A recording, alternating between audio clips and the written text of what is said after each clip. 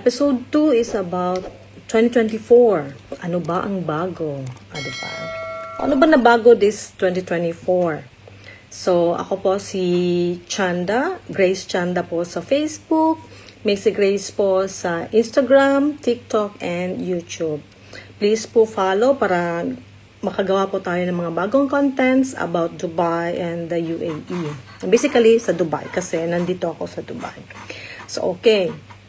Ano bang bago ngayong 2024? So, yung pumasok ang taon, ang misconception natin about sa Knoll card, akala natin yung minimum na magtatap ka ng card sa gate is 20. So, hindi pala. So, kung maglo-load ka using their ticket booth, so whether it is cash or in card, yung minimum talaga nila is 20. But if you want to reload your Knoll card through the kiosk or through may iba yung mga freestanding na kiosk na nasa labas, so pwede kang mag-reload doon, or kung sa loob ka ng metro, but yung sa ticket machine, so pwede din doon, meron pa din silang minimum na 5 dirhams para mag-load ka ng iyong Knoll card. So, lahat kasi, even I thought na ang akala kasi natin, yung minimum tapping talaga is 20. So, imaginin mo, pag bumaba ka ng 20 dirhams, hindi ka na makakapasok sa metro. No. The same pa din po yung minimum na dapat ma-retain sa Knoll card ninyo is 750. Yun nga lang, pag nag-reload ka using their ticket booth, yung may tao po nasa harap before sa tapping na gate is 20 dirhams. But the rest, meron pa din silang minimum na 5 until magkanong currency ang ipapaload mo regarding sa Knoll card. So, yun. Next is yung sa Philippine Embassy. Hindi ko alam kung even before is yung Chinese New Year's holiday. So this time, dineclare nila na this coming February 9, which is Chinese New Year. So close po ang ating embassy at saka ang ating consulate dito sa Dubai. So take note guys ha, wala pong processing or close po yung embassy at saka yung consulate this coming February 9, which is the Chinese New Year. So ginawa po nilang holiday yan dito. So, another, ano bang new? So, this featured or itong mga information na nasagap ko is it's either from Time Out Dubai or from Khaleej Times. Okay? So, next is, yesterday lang, in-announce ng Dubai yung bagong bridge project nila.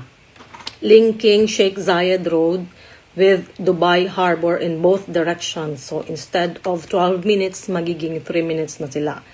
Magiging 3 minutes na lang. So, stay tuned po sa mga upcoming kung kailan to actually mag-start this year and then kailan din, of course, kailan din siya matatapos. So that it will reduce actually the travel time in between Sheikh Zayed at saka Dubai Harbor.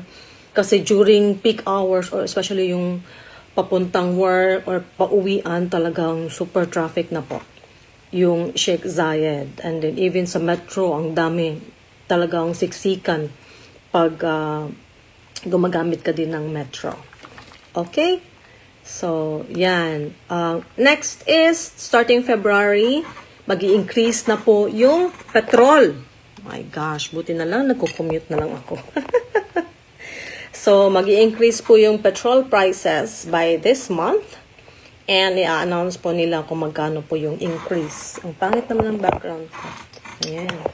Magkano po ang increase ng petrol po ngayon. And aside from that, kung nag-increase man yung petrol, nag-increase din si salik. At saka, meron na ding bagong salik po sa may yung sa may Al-Safa at saka sa Business Bay.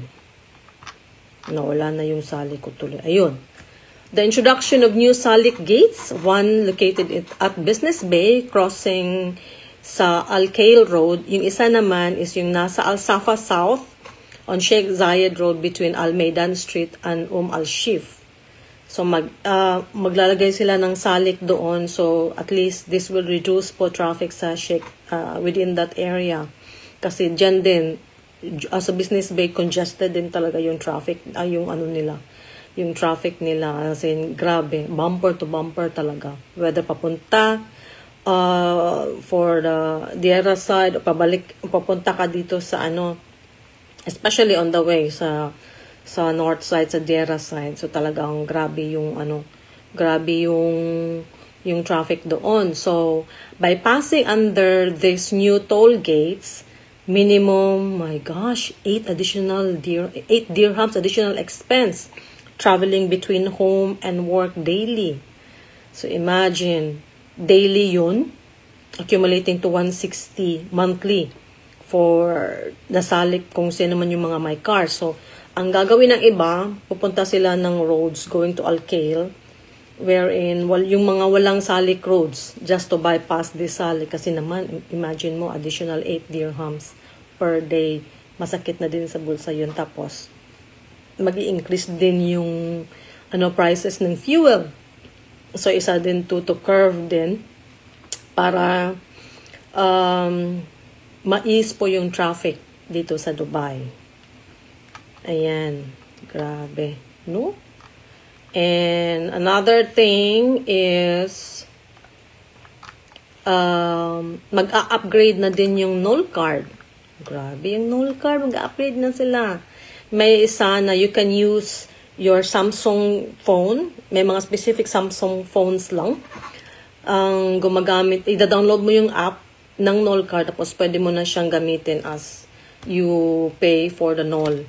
Kung magre-recharge ka sa Noll card din. So, maganda na din yun. And then, ang another upgrade ng Noll card is gagamit na po sila ng facial recognition. So nag-AI na din ang Noll card. So, the facial recognition, ito lang naman, for payments lang to. And then, you just have to register your biodata in the system para po maging available. So, pwede na din siyang, kasi itong mga upgrades, pwede din makita doon yung account balances mo, yung travel history mo, yung pricing, and then fare calculations kung saan ka pupunta. So, makikita din ito din doon. So, you can manage these accounts, and then you can handle issues also if you lost the Noll card. And other terms pa doon, kung ano pa yung ipapain, mga entries nila or ilalagay nila. Because using the electronic security in issuing the Noll cards also, baka naman in the future, magiging digital na rin yung Noll card natin. O, diba? Grabe ang progression. At saka yung 50-year na vision ng Dubai or ng starting from 2020. So, nagsa-start na sila. Yung progressions niya. Diba? And then, next is, now this upcoming Valentine's Day din. So, may mga areas na pwede kang pumunta to celebrate. And then, meron ding ibang areas wherein sa New Year's muna. Chinese New Year celebration is may mga fireworks, kung saan yung fireworks display. So, this coming February 9 is the Chinese New Year. Malamig pa rin ang panahon. The other day is na umulan pa.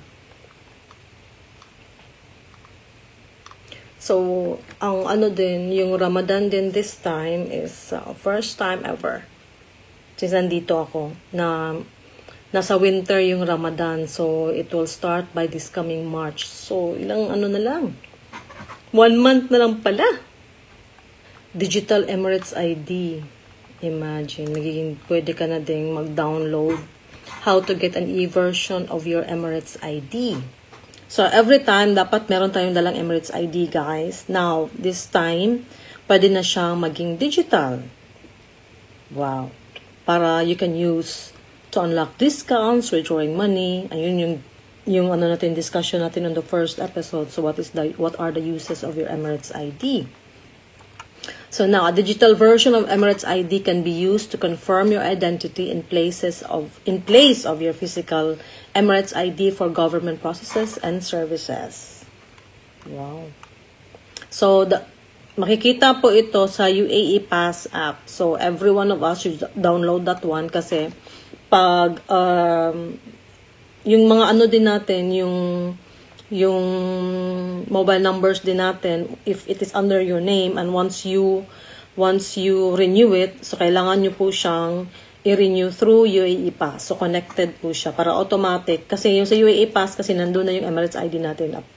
If it is already renewed or kung bago man siyang na-issue, so nandun din yon. So, if you want to register your mobile number, so, papasok po siya sa whether you are using Do or Etisalat, papasok po siya sa UAE app.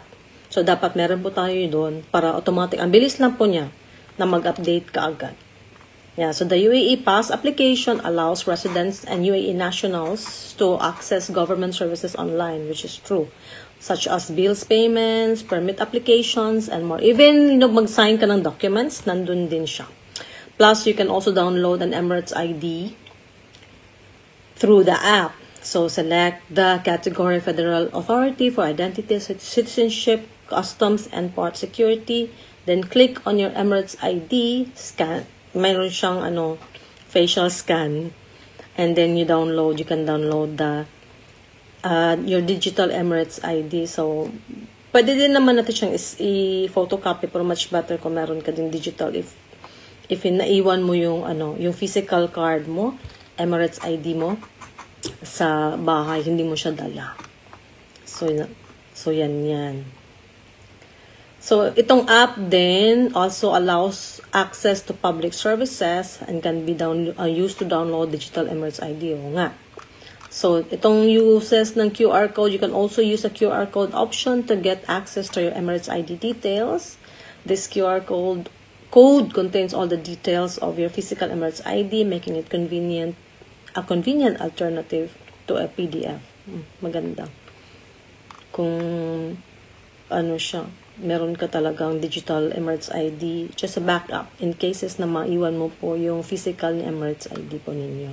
Yung Barrio Fiesta po, which will be at Zabel Park, at Gate 5 po sila.